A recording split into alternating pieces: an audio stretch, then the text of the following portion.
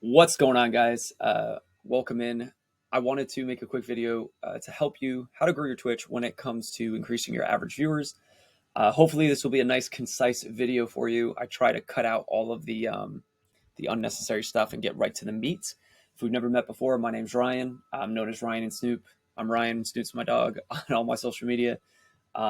We've grown to over 4,000 people in the Discord, over 6,000 followers on Twitch, and over 100 active viewers or average viewers on Twitch in less than, right around 4 months.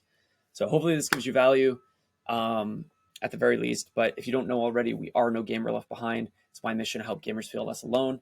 And the reason that I'm focused on helping people grow their Twitches is because if they're part of NGLB and they grow, we grow the mission.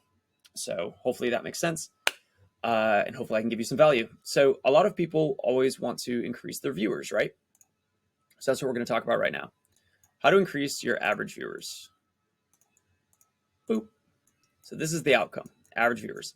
Why do average viewers matter? Well, a lot of people feel like it matters because when you get 75 average viewers, you can start applying for a Twitch partner, which is kind of like a big thing for Twitch streamers to be able to do. So there's two things that go into average viewers, right? It's views, how many times people see your content when you're live. And then we have, we'll call it amounts. Ooh, this is not pretty. Amount of time watched, right? Or average time watched. I'm on a mouse pad, so you'll have to forgive me. Hopefully you can read what that is. Those are the only two things that go into average viewers. So how do you figure this out? Well, the first thing you need to do is look at the data. And if you're streaming on Twitch, you should be looking at the data. You cannot master what you do not measure. So I use Twitch Tracker. And Twitch Tracker is one of my favorite things. It's free. You just go to the website. So for me, all I did was go to twitchtracker.com. It's on overview. I go to streams. And then I simply click on the stream that I want to see. Boop. So what I'm going to do really quick is this was the 18th. This was the 19th. So there's a pretty big discrepancy between the two, which we'll talk about in a second. But first, let's just look at the data. So the first thing, you'll see average viewers, right? That's what we're trying to improve. We can see views gained. And then if we scroll down to the bottom, a lot of times it has this thing at the bottom that says, on average, each viewer watched X amount of minutes for the broadcast. Now, that's not always there. If you have a really high average view time, it doesn't show. Kind of weird. But we can extrapolate some of the other data and figure out what it was. So let's do it. So we don't have how long people stayed, but we can figure it out real easily. So this stream lasted about an hour and 30 minutes, so about 90 minutes in total. There were 141 views gained during this time, and we had on average about 113 average viewers. What does that tell me? Well, that tells me that during this whole broadcast, if you will, that the stick rate of people who joined the stream liked what I was doing and stayed. Why is that impactful? Well, now we're looking at content. If you are comparing two different streams, and on one stream you had people who had a higher, or on one stream you had people who stayed longer, compare it to the stream where people didn't stay as long. And yes, there are factors out of your control, like, well, maybe one day was a Tuesday, and one day was a Saturday, and one day was a Sunday, and one day was a Wednesday, whatever. But think about the things that you can control. What was the content you were streaming? Was it entertaining? Look back at the VOD, right? And compare the two, and then do more of the thing that got people to stay longer, right? So here's an example of maybe a content-rich stream. I essentially did a marbles giveaway. It was super high energy. We played music the whole time. We gave away extra raffle tickets. It was a great time. This would be a super high view to average viewer ratio. I know that the average person probably watched for a very long length of the stream, which is why the average viewers are so high compared to the views gained. Comparatively to my stream the day before, we had more people that came to the channel during my live But look at this.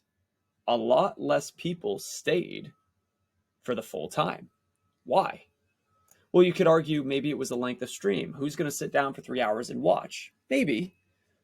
Or it was the content. What did I do? On, that day I did experimental content where I essentially did smooth jazz improvisation of like PG-13 stories. A lot of people clicked, not a lot of people stayed, right? With the highest getting up to 84, whereas over here, the highest getting up to 128. So essentially, without getting too focused on individual details, keeping this broad, look at your content, look at your average viewer count, compare it to views gained, take views gained, compare it to average viewers, and how long people stay. And what you're going to be able to delineate from this information is what content do people want to actually see? Not based on what you think, not based on what people tell you, but based on the actual data, right? And then if we go back to this really quick, let's see, hold on. Will this move for me? Maybe it won't. My face might disappear for a second. So going back to this, if you are finding that if your goal is to get to 75 average viewers and you stream for 3 hours at a time and you have let's say 40 people go to your content and you have 30 average viewers, that's great. Now you need to focus on getting more people to view your content. But if you have a high number of views but a low amount of time watched, you need to improve your content, right? So out of this information, we either know we need to work on lead generation, which is essentially TikTok, getting people to your streams through various sources. If views are your problem, that's what you need to do. If you're getting the views, right? If you're getting the views, but people aren't staying, your content needs to improve. You need to improve the amount of time that people are watching, whether by doing more giveaways or by making your content more compelling, right? You can make content more compelling a ton of different ways. So hopefully this video wasn't too long. Hopefully it got to the point of this. I'm making these series of videos hopefully to allow Twitch streamers to focus on the metrics that actually matter and not all this shiny stuff that honestly doesn't move the meter. Overlays are cool, but they're probably not going to increase stream retention. They're not going to increase watch time. What's going to increase watch time is the value you're bringing. And overlays are such a small part of that value, guys. So just keep that in mind.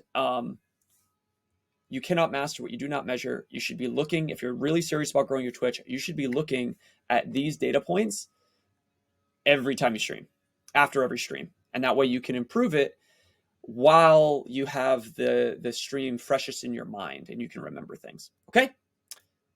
Lots of love. Hope you guys benefited from this content. If you did, feel free to like, comment, share it with another Twitch streamer that you think that should know this information. Thanks, guys. And I'll see you soon.